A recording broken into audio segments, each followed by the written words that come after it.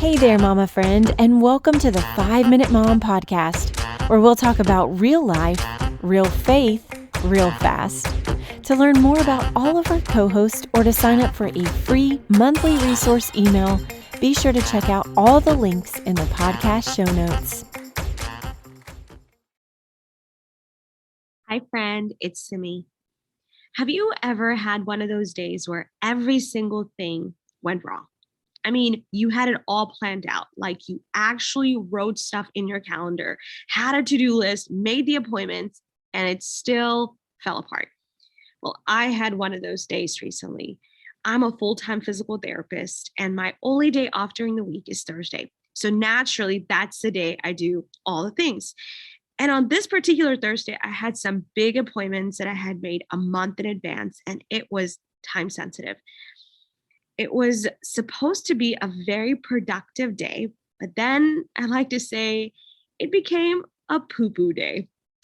So, what do you do when your day goes from productive to poo poo? Well, I'll tell you what I did. I went to my office, shut the door, cried as I sat on the floor, banging my fist into the carpet. And I said some words that aren't necessarily in the Bible. Well, technically, some of them are in the Bible. I was just so upset at myself that day, at my situation. And then it was time to pick up the kids from school.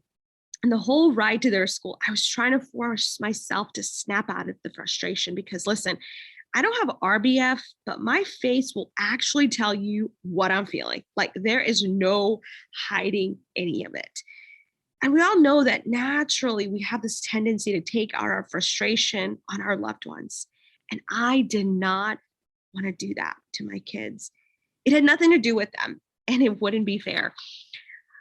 I don't want the one day I get to see them after school to be a day where they feel, oh, mom's in a mood, stay away from her. So as soon as they climbed into their car seats and got buckled in, I decided I'm just going to tell them what happened. So I said, listen, mom had a really bad day. I had some important things that needed to get done today, and it did not. So I'm sad, mad, and I'm stressed out. Then my daughter says, Mom, remember Joseph? He was put in a pit and then into a prison. Of course, right? Leave it to your firstborn, know it all child to put things into perspective. Don't worry, I'm one of those firstborn know it all. So she definitely got it from her mama, y'all. But she continued and she reminded me that God was with Joseph. And I was like, you know what? You're so right, sweet girl. And then my 6-year-old chimes in and says, so, Mom, you've just been stressed out all day? That does not sound like a day off, which made me literally laugh out loud. And that was the first time I did that day. I turned on the radio, and the song that came on was Firm Foundation by Cody Carnes.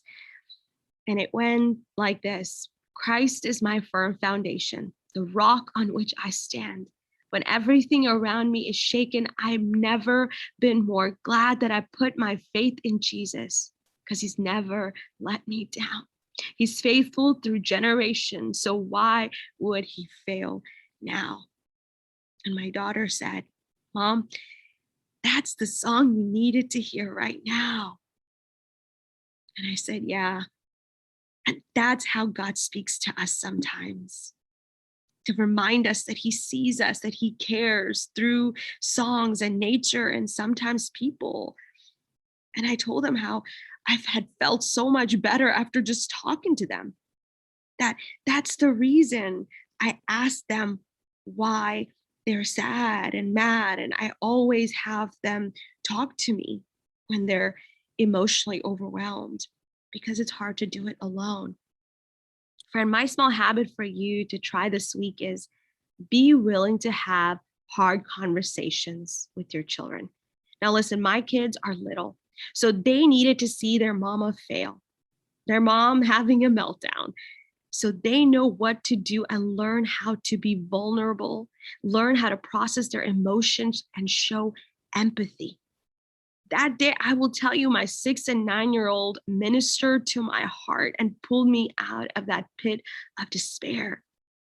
So maybe you have a teen and it's about a friend that you need to talk to them about that is pulling your kid in the wrong direction. Maybe start by sharing your story from your childhood, your mistakes, your regrets, and let them see you. That's the hard part.